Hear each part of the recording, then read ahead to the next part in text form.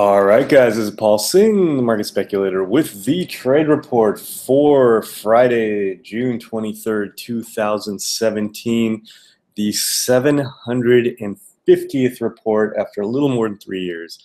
It's been a fantastic 3 years. I know some of you have been here with us since the beginning, and all of the rest of you, thank you very much.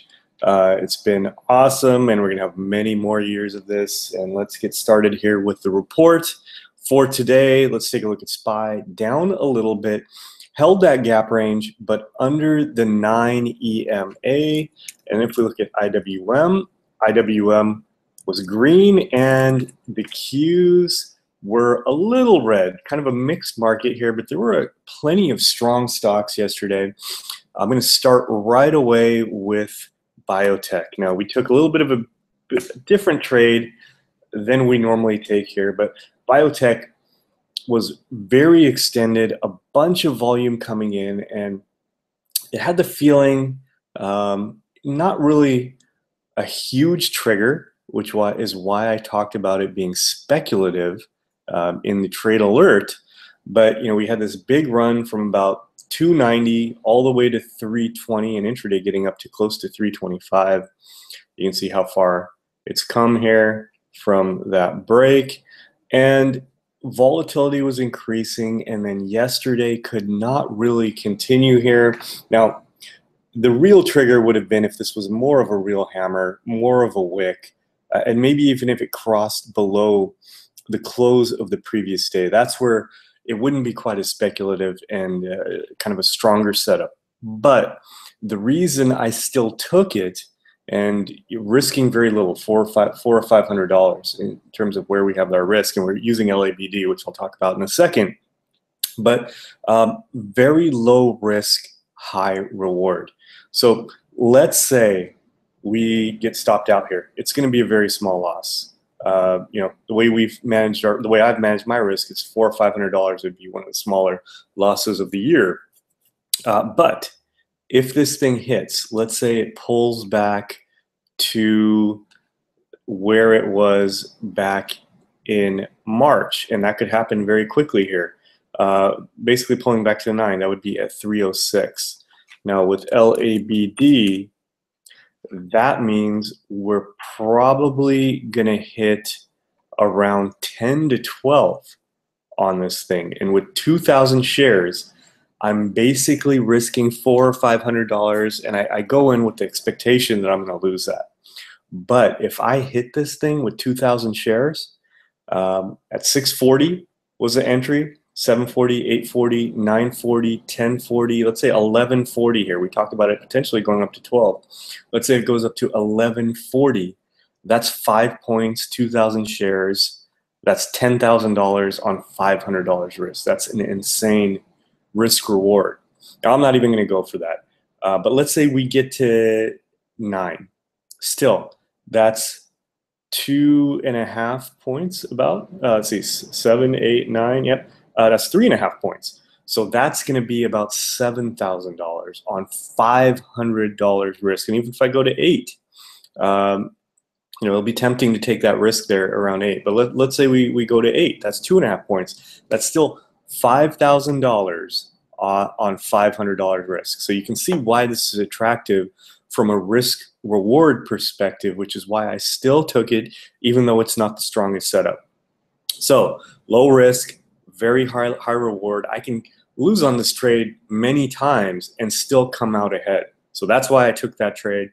Now, LABD is, for those of you who don't know, some of you newer members here, are inverse ETFs. So basically, we have XBI. I always use IBB, but XBI is the underlying. Basically, IBB is the bigger biotech stocks. XBI has more of the mid caps, but very similar pattern. Run, run, run, and we got this kind of doji candle yesterday. And it looks like pre-market we're going to open a little lower. So the triple leveraged ETF, meaning it's going to do pretty much the same thing, but 3 times the leverage, is LABU. And now we're not going to short LABU directly. Now, within interactive brokers, I usually can, but many of you can't. And what you can do is then take LABD, which is the inverse, and you can see the pattern is inverse. Basically, when LABU is up 3%, LABD is going to be down around 3%. They don't match exactly, but they'll be pretty close. So you go long LABD to essentially short biotech. And it makes it easy. You can still play the long side, especially those of you who are trading out of retirement accounts for IRAs where you can't short sometimes. You can at least go long an inverse ETF, and that becomes a way to short. But that's what we were doing there. So that was our entry in biotech, a speculative biotech short. Now our other positions, pretty much right around the same spot. AAOI, a little above our entry point. We need that break of the 9. X above our entry point, and looks like it's popping a little this morning. We're gonna get about a point above our entry.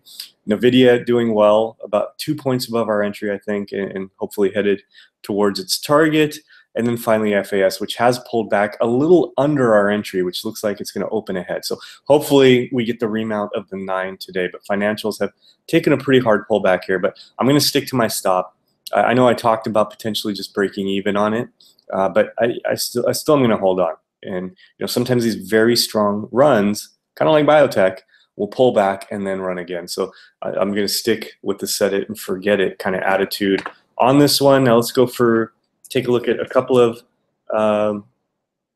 bank stocks. Facebook, thought about entering. I just don't want to be over positioned. But if you're looking for something, I think Facebook is good. And Netflix, we're still waiting for that break of the 50 moving average. It's a little above right now, but I wouldn't consider that a real break. But if we get to 155.50 on this, I think it's an entry. Again, with 5 positions, I might not take it. But if you're looking for something, Netflix might be good. And then Solars led the market yesterday. So SEDG, big break.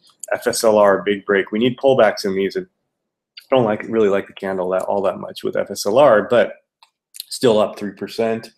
And then we had RRGB holding at a nice support level. That's a really nice low risk entry, high reward.